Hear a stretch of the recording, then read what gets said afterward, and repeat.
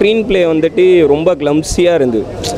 நிறைய விஷயம் வந்துட்டு புரியவே இல்லை, ஏன் இதை கொண்டு வராங்க, இது என்ன அப்படின்றது ரொம்ப கிளம்ஸியாக இருந்தது. புரியவே இல்லை ப்ரோ, எனக்கு தமிழே கொஞ்சம் புரியாது. புரியலன்னு சில பேர் சொல்கிறது ரொம்ப வருத்தமாக இருக்குது.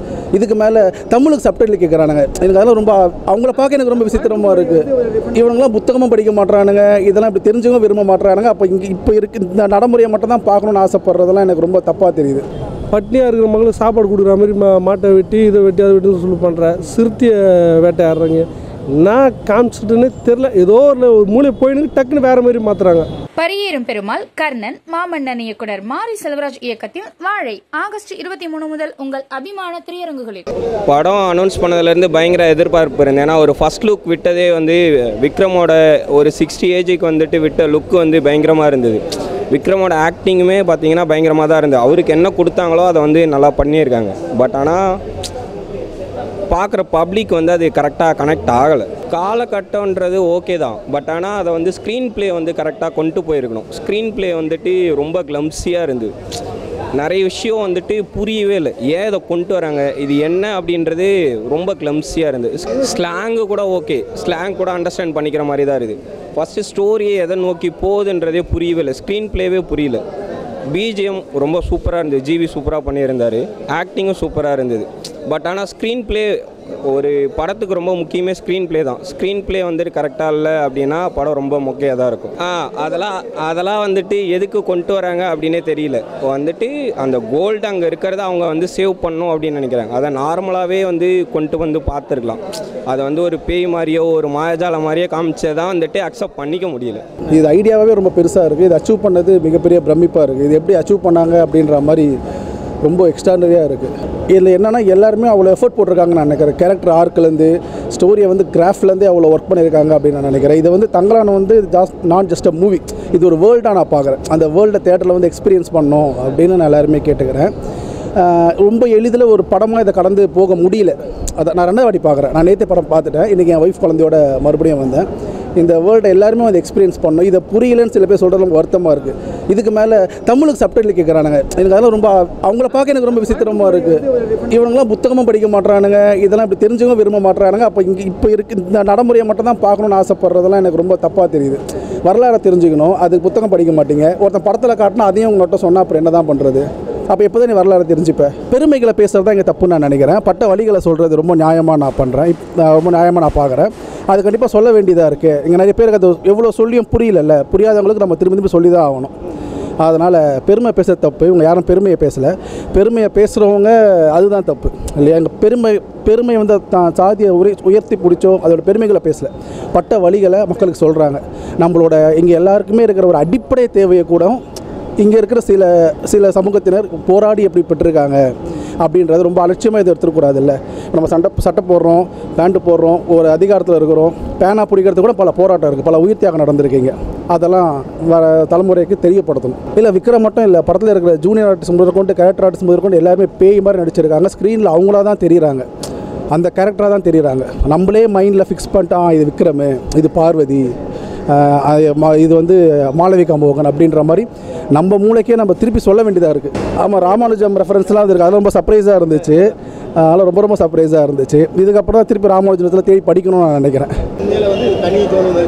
ஆமாம், தனி ஜானர் மாதிரி விக்ரமோட ஆக்டிங் லைக் அவங்க டிஃப்ரெண்ட் ரோல்ஸ் எடுக்கிறது இட் வாஸ் நைஸ். இதுவும் ரொம்ப ஒரு டிஃப்ரெண்ட் ரோலாக இருந்துச்சு, like all the getup and every thing. But then film கூட போகலை அவ்வளோ. எனக்கு நிறைய புரியவே இல்லை, புரியவே இல்லை ப்ரோ, எனக்கு தமிழே கொஞ்சம் புரியாது. பர்சனலாக எனக்கு அவ்வளோ தமிழ் புரியலை. பட் மேபி மற்றவங்களுக்கு புரிஞ்சிடும். மற்ற ரஞ்சித் மூவிஸ்லாம் எனக்கு ரொம்ப பிடிச்சது. பட் இது வந்து எனக்கு கொஞ்சம் ரொம்ப டிசப்பாயிண்ட் ஆகிடுது. படமாண்ணா விக்ரம் கோசம் பார்க்கலாண்ணா. இங்கே படமே ஃபஸ்ட்லேருந்து ஸ்டார்ட்லேருந்து புரியலண்ணா. எதனா ஒரு கருத்து ரஞ்சித்னா வந்து எதனா ஒரு கருத்து வைப்பார், எதனா கருத்து கிடையுமா பேசுவாங்க அப்படின்ற மாதிரி தெரியல. இது பேய் பெற மாதிரி இருக்கு. அப்படி ஆண்டா போலன்னா இப்போது 800 ஆண்டு நீங்கள் சொல்கிறீங்க, நம்ம அந்த காலத்தில் நம்மளை அடிமை வச்சுருப்பாங்க, நம்மளை இந்தமாதிரி தீண்டத்தகாதுன்னு சொல்லுவாங்க. இந்த இடத்துல போகும்போது இந்த இடத்துல நீ போகக்கூடாது, நீ இப்படி தான் வரணும், நீ இப்படி தான் போகணும்னு சொல்லுவாங்க. அந்தமாரி எடுத்துருந்தால் படம் ஓகே. நீ அதே லெவலில் கூட்டிமே டக்குன்னு பேய் போல் ஒன்று எடுத்து நிறுத்துற, ஒரு மாட்டை வெட்டுற, பட்னியாக இருக்கிற மக்களுக்கு சாப்பாடு கொடுக்குற மாதிரி மாட்டை வெட்டி இதை வெட்டி அதை வெட்டி சொல்லி பண்ணுற, சிறுத்தையை வேட்டையாடுறாங்க. என்ன காமிச்சிட்டுன்னு தெரில. ஏதோ ஒரு மூளை போயின்னு டக்குன்னு வேறு மாதிரி மாற்றுறாங்க. அரசியல் ஆளு அது வந்து நான் பேசுகிறாங்கன்னு ஃபஸ்ட்டு பூராலாம் அரசியல் பேசுகிறாங்க. அரசியல்லாம் அந்தமாரி எதுவும் இல்லைண்ணா. அதான் அதை தான் நிலத்தை பிடிங்கிறாங்க. அந்த நிலத்தை மீட்கணும்னு சொல்லிட்டு தான் ஒரு தங்கத்தை இது பண்ணி அவங்க வாய்ச்சி மறுபடியும் அவங்க நிலத்தெல்லாம் மீட்கணும்னு சொல்லிட்டு வராங்க. நீ நிலத்தை மீட்கும் போது பேய் படம் மாரி காட்டுற. மறுபடியும் நீ என்ன பண்ணியிருக்கணும், அந்த நில நீ கஷ்டப்பட்டு அந்த தங்கத்தை எடுத்து வந்து வச்சு இந்த நிலத்தை மீட்டு நீ இது பண்ணியிருந்தனா படம் எல்லோரும் பேசக்கூடிய அளவுக்கு இருந்திருக்கும். நீ அதெல்லாம் காட்டுங்க மாட்டேங்க. தங்கத்தை தான் காய்ச்சோன்னு முடிச்சிடுறீங்க. வேறு எதுவும் கிடையாது. பாட்டோ ஃபஸ்ட்டு பாட்டே ஒன்றையும் காணா. செகண்ட் பாட்டு என்ன பண்ண மியூசிக்கு விக்ரம் அவங்களுக்கோசம் கரெக்டாக இது பண்ணுவோம். ஒன்றுமே கிடையாது படத்தில். வேஸ்ட்டு. விக்ரம் கோசம் என்ன பார்க்கலாம், அவ்வளோதான். கதையெல்லாம் ஒன்றுமே கிடையாது, வேஸ்ட். அதான் நான் எப்பவும் போல் ரஞ்சித் படம் மாதிரி இருந்துச்சு. ஓகே, ஒன் டைம் வாட்சபிள் தான். என்ன நீங்கள் கொஞ்சம் க்ளீனாக பார்க்கணும், இல்லைன்னா புரியாது படம். ஒரு ஸ்டார்டிங்கில் ஒரு ஃபேஸில் இருக்கும், நெக்ஸ்ட் ஃபேஸில் ஒரு மாதிரி போகும், அந்த தேர்டில் ஒரு மாதிரி கொண்டு போய் என்ன சொல்கிறது, டெவிலா ஈவிலா அந்த மாதிரியெல்லாம் டீமானானெல்லாம் கொண்டு போவாங்க. கொஞ்சம் நீட்டாக பார்க்குற மாதிரி இருக்கும். Okay, watchable. அதுதான் நான் ஸ்க்ரீன் பிளேலாம் சூப்பராக இருக்கும். அதெல்லாம் டிசப்பாயின்மெண்ட்டாக இருக்காது. என்னென்னா நீங்கள் ரொம்ப என்டர்டெயின்மெண்ட்டாக அந்த என்ன சொல்கிறது, எப்பவும் போல் அந்த மாஸ் என்டர்டெய்னர்லாம் எதிர்பார்த்திங்கன்னா அதெல்லாம் இருக்காது. பட் வந்துட்டு என்கேஜ்மெண்ட்டாக அடுத்து என்ன அப்படி தான் இருக்குது. ஓகே, வாட்சபிள் தான். இல்லை, அதுதான் நான் சொல்கிறேனே, சிலதெல்லாம் வந்துட்டு கொஞ்சம் ஆக்சுவலாக ரியல் ஸ்டோரி கொஞ்சம் ஃபிக்ஷன் மிக்ஸ் பண்ணியிருக்காங்க. ஃபிக்ஷன் கொஞ்சம் வந்துட்டு அன்யூஸ்வலாக தான் இருக்கும். பட் வந்துட்டு ஓகே, என்ன சொல்கிறது, நம்ம அந்த நீங்கள் கொடுக்குற காசுக்கு அந்த 3 மணி நேரம் என்டர்டெய்னிங்காக இருக்குது. அவ்வளோ சொல்கிறேனே. கமலுக்கு அப்புறம் அடுத்த ஸ்டேஜுக்கு இன்றைக்கி இருக்கிற ஒரே ஆக்டர் அவர் தான். ஓகே, அதான் சொல்கிறேனே, விக்ரம் ஆக்டிங் ரொம்ப சூப்பராக இருக்குது. பட் வந்து ஸ்க்ரீன் பிளேவும் ரொம்ப நல்லா இருக்குது. ஆக்சுவலாக நீங்கள் எந்த இடத்துலையும் போர்லாம் அடிக்காது உங்களுக்கு. அடுத்து என்ன பண்ணுறாங்க அப்படியே தான் இருக்குது. கொடுத்த கேரக்டருக்கு எல்லாத்துமே ஜஸ்டிஸ் பண்ணியிருக்காங்க பிரதர். ஆக்சுவலாக வந்துட்டு காமெடின்னு பசுபதியுமே வந்துட்டு ஃபுல்லாக வந்துட்டு காமெடி. ஆக்சுவலாக சுச்சுவேஷன் தான் காமெடி. அங்கே கொஞ்சம் சிரிக்கிற மாதிரி இருக்கும். ஆனால் வந்து எல்லாமே சீரியஸாக தான் போகுது பிரதர்.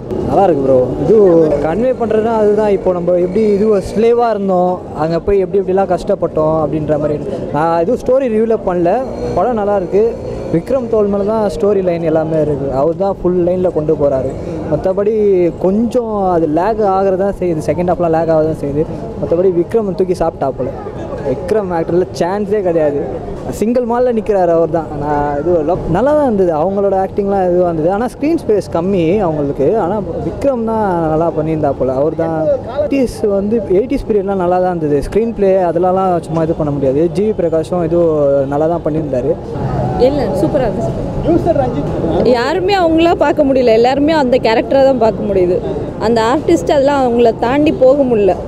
அந்த ஒரு கேரக்டரை தான் பார்க்க முடியுது. நல்லா இருந்துச்சு. இது ரொம்ப டிஃப்ரெண்ட்டாக இருக்குது. அவர் நிறைய ஜேர்னல்ஸ் பண்ணுறாரு. இது ரொம்ப எல்லாமே ஒவ்வொன்றா அப்படியே அட்வான்ஸ் போயிட்டே இருக்கார் அவர். எனக்கு விக்ரம் படம் வந்து நான் முன்னாடி பார்த்துருக்கேன். எல்லாம் படம் பார்த்துருக்கேன். பட் இது ரொம்ப டிஃப்ரெண்ட்டாக இருக்குது. அக்கப்பல் லிப்டோன்னு ஒரு படம் நான் ஹாலிவுட் பார்த்துருக்கேன். அந்த லெவலில் வந்து இவர் நடிச்சிருக்காரு. ரஞ்சித்தோட அடுத்த கட்ட ஒரு டைரக்ஷன் எல்லாமே அடுத்த கட்டத்துக்கு போயிருக்காரு. நீங்கள் நினைக்கிற அந்த கேஸ்ட் அந்த மாதிரி இல்லாமல் இது டோட்டலாக டிஃப்ரெண்ட்டாக இருக்குது. பட் அது பேச வேண்டிய இடத்துல கரெக்டாக பேசியிருக்காரு. ரொம்ப கரெக்டாக கன்வெர்ட் பண்ணிங்க. ஆனால் கொஞ்சம் என்னென்ன கெமிக்கல் ரியாக்ஷன்ஸ் அங்கெல்லாம் இப்போ வந்து ஒரு ஸ்டோன் எடுக்கும்போது வந்து பார்த்திங்கன்னா நிறைய கெமிக்கல் ரியாக்ஷன்லாம் வரும். அது வந்து அது இவங்க மித்தாக யூஸ் பண்ணிக்கலாம். பட் அதையும் கொஞ்சம் எக்ஸ்பிளைன் பண்ணி தான் நல்லா இருந்திருக்கும். அவர் வந்து அது ரியலாக வந்து அங்கே பேய் இருக்குன்னு சொல்ல, அது ஜஸ்ட் நம்புறாங்க. நம்பாதவங்க அப்படியே கண்ணுக்கு தெரியாமல் அது ஜஸ்ட் ஒரு மூவிங்காக தான் போகுது. நம்ம நம்புறதை பொறுத்து தான். ஆனால் அங்கே நடக்கிற சில விஷயம் வந்து பேய் தான் நினச்சி அவங்க படத்தை கொண்டு போகிறாங்க. தாராளமாக 100% கொண்டு வந்துட்டாருங்க. நிறைய டைலாக்ஸ் வந்து கொண்டு வந்துட்டார். அது புரிஞ்சால் பயங்கர கிளாப்ஸ் இருந்துச்சுங்க அந்த இடத்துலலாம். எனக்கு ரொம்ப பிடிச்சிருந்துச்சு. அந்த கேரக்டர் வந்து ரொம்ப பேச வேண்டிய கேரக்டர் அதுதாங்க. ஒரு நூல் போட்டு கோயில் ஆரம்பிக்கலாம் நினைப்பார். பட் வந்து விக்ரம் வந்து ரெஃப்யூஸ் பண்ணிவிட்டு வேறு மாதிரி போவார். அது எங்கே வின் பண்ணுன்றது வந்து சினிமோட்டோகிராஃபி நல்லா இருந்துச்சு. கேமரா ஆங்கிள்ஸ் எல்லாம் நல்லா இருந்துச்சு. ஆமாம், கொஞ்சம் டிஃப்ரெண்ட்டாக தான் இருந்துச்சு. பட் மோஸ்ட்லி அவரோட படம் எப்படி இருக்கும் அந்த மாதிரி தான் இருந்துச்சு. நல்லா தான் பண்ணியிருக்காங்க. எல்லாமே நல்லா தான் காமிச்சிருக்காங்க. I'm from Bangalore actually. So நல்லா காமிச்சிருந்தாங்க. ஓவரால் விக்ரமோட ஆக்டிங் வந்து சூப்பராக இருந்துச்சு. இன்னொருத்தர் இருந்தார் இல்லைங்களா, வெங்கடேஷ் பெருமாள், அவரோட ஆக்டிங் வந்து சூப்பராக இருந்துச்சு.